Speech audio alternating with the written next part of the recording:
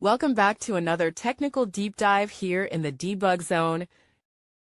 Today we're tackling a big question and breaking it down with insights from other users. Hopefully this clears up some misconceptions and helps you get the answer you need.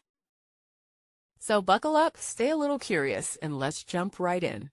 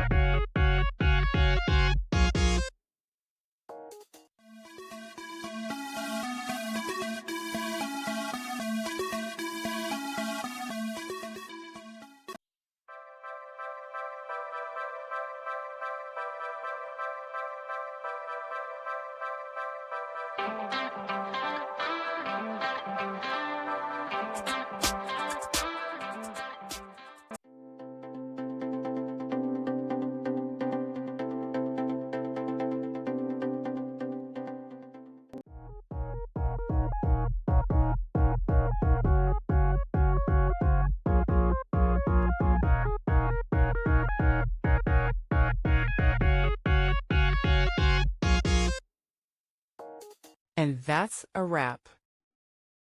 I hope you found the answer you were looking for. If you did, take a second to hit that subscribe button. It really helps out.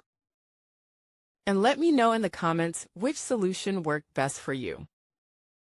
See you next time in the debug zone.